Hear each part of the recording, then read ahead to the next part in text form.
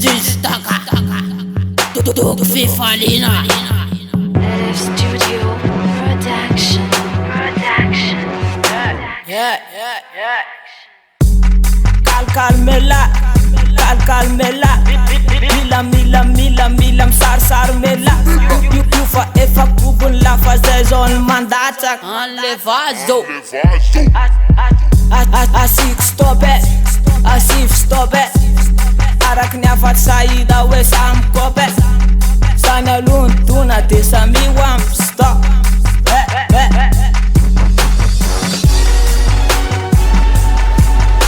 Eva idanya kama Yo Amle mandata kama fana Tisa mala refu mata mana fama deta ole Fam reda be Chike pasa amle be Tisa mala nasi bana fade Fan rega de fanene chom sange Sena la chaka tu te amle manduna Tisa mala yo Nansi bananko fatunga te mera manduna Nanko fanance Tisa mala fatunga direct Sali kupula Manja matin Yo Eva idanya kama Yo Amle mandata kama fana Tisa mala refu mata mana fama deta ole Fam reda be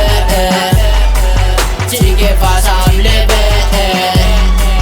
Tisa mala nasi bana fande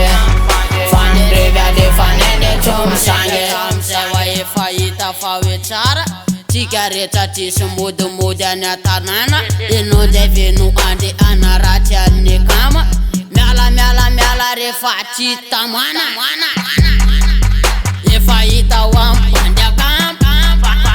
Fam revia natanya taran Azamir kirta we zendendir kirta Kaweta ulfa deza angeti bilta Kazanya luta tadun baba pema pirneta Delarm bolana nanula Eva idanya kama Yo Amle mandata kama fana Tisa mala refu mata mana fama deta ole Fam reda be Chike pasa amle be Tisa mala nasi bana fande Fan rega de fanene chom sange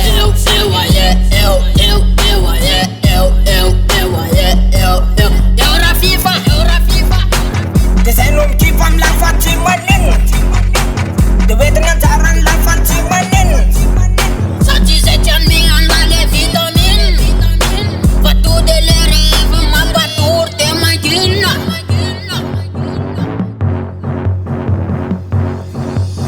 Eva idanya kama Yo Amle mandata kama fana Tisa mala refu mata mana fama deta ole Fam reda be